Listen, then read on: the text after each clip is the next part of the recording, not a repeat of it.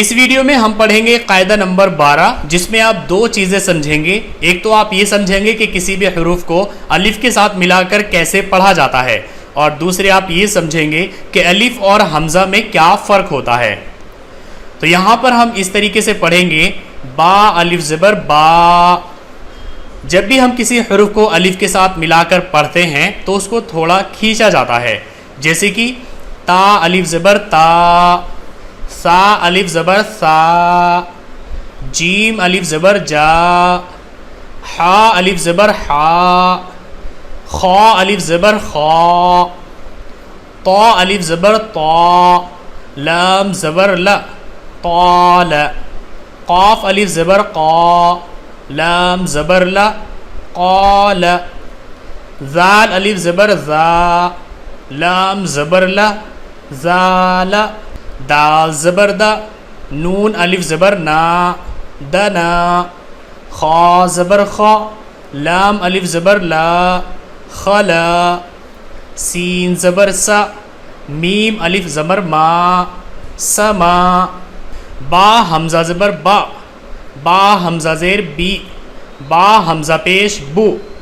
اب یہاں پر آپ دیکھیے فرق سامنے آ گیا ہے. یہاں پر یہ الف پڑھا جائے گا لیکن یہاں پر یہ حمزہ پڑھا جائے گا. تو جیسے کہ میں نے آپ کو پہلے بھی بتایا تھا کہ جب یہ خالی ہوتا ہے, اس پر کوئی حرکت یا کوئی جزم وغیرہ نہیں ہوتی ہے, تب اس کو الف پڑھا جاتا ہے. لیکن جب اس کے اوپر جزم آ جائے, زبر آ جائے, زیر آ جائے یا کوئی بھی حرکت آ جائے, تب اس کو پڑھا جاتا ہے حمزہ. تو یہاں پر با الف زبر با اور یہاں پر با حمزہ زبر با, کیونکہ یہاں پر اس کے اوپر جزم آ گئی ہے. جیم کھڑا زبر جا, حمزہ زبر ا جا ا, جیم زبر جا, حمزہ کھڑا زبر آ جا آ, قاف الف زبر قا, لام زبر لا قال, قاف زبر قا, لام الف زبر لا قلا, غین زبر غ, زا الف زبر زا غزا, شین زبر شا, با الف زبر با شبا, سین حمزہ زبر سا,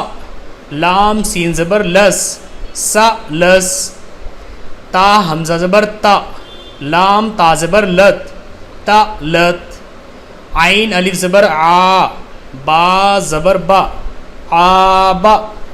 شین الف زبر شا, با زبر با شابا. اب یہاں پر ہمیں بڑے بڑے حروف کو ملا کر کے پڑھنا ہے, جیسے کہ فا زبر فا, لام الف زبر لا فلا, حمزہ سین زیر اس, میم پیش مو, ہا الٹا پیش ہو, اسمہ ہو. تو ملا کر پڑھیں گے فلا اسمہ, تا حمزہ زبر تا, وا یا زیر وی, لام پیش لو تعویلو, قاف زبر قا, را حمزہ زبر را, تا زبر تا قرأت, واو زبر وا, عین زبر ع, صاد یا زبر صی, نون الف زبر نا وعصینا, واو زبر وا, لام الف زبر لا ولا, تا عین زبر تا, سا وا زبر سو ولا تعصوا. یہاں پر دیکھیے اس الف کو نہیں پڑھا گیا ہے کیونکہ اس سے پہلے جزم ہے, اور یہ قاعدہ میں آپ کو پہلے بھی بتا چکا ہوں کہ جب الف سے پہلے یا الف کے بعد میں جزم آتا ہے تو الف کو نہیں پڑھا جاتا ہے. فا لام زیر فل, حمزہ را زبر ار, ضاد زیر زی,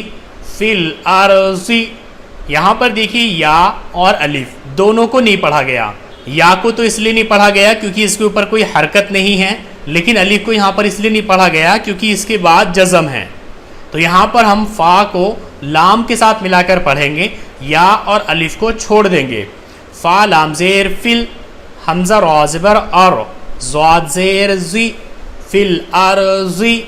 اب پوری لائن کو ملا کر پڑھیں گے وعصینا ولا تعصوا فی الارض, با زیر بی, میم الف زبر ما بما, نون زبر نا, سین یا زیر سی, تا پیش تو نسیتو بما نسیتو, میم فا پیش مف, سین زیر سی, دال یا زیر دی, نون زبر نا مفسدین، میم نون زیر من، حمزہ میم زبر ام، را یا زیر ری، امری، فا زبر فا، حمزہ نون زبر ان، جیم یا زبر جئی، نون کھڑا زبر نا، کاف میم پیش کم، فانجیناکم، واو سین زبر وس، تا کاف زبر تک، با زبر با، را زبر را، وس تک برا، یہاں پر بھی الف کو نہیں پڑھیں گے کیونکہ اس کے بعد جزم ہے، واو زبر وا، کاف الف زبر کا، نون زبر نا، وکانا، میم زیر می، نون لام زبر نل، کاف کھڑا زبر کا، فا زیر فی، را یا زیر ری، نون زبر نا، من الکافرین، واو زبر و، حمزہ سین زیر اس، میم کھڑا زبر ما، عین یا زیر عی، لام زبر لا، و اسماعیل، واو زبر و، حمزہ سین زیر اس، حا کھڑا زبر حا، قاف زبر قا، و اسحاق، واو زبر و، یا عین زبر یا، قاف واو پیش کو، با زبر با، و یعقوب، واو زبر و، لام الف زبر لا، ولا، تا عین زبر تا، سا وا زبر سو، ولا تعصوا، فا لام زیر فل، حمزہ را زبر ار، ضاد زیر زی، فی الارض، میم فا پیش مف، سین زیر سی، دال یا زیر دی، نون زبر نا، مفسدین۔ تو اس قاعدہ نمبر 12 میں آپ دو چیزیں سمجھ لیجئے، ایک تو یہ کہ جس حروف کے ساتھ الف کو ملا کر کے پڑھا جاتا ہے اس کو تھوڑا کھینچ کر پڑھا جاتا ہے، جیسے کہ تا الف زبر تا، سا الف زبر سا، اور دوسری چیز آپ یہ سمجھ لیجئے کہ اگر یہ خالی ہے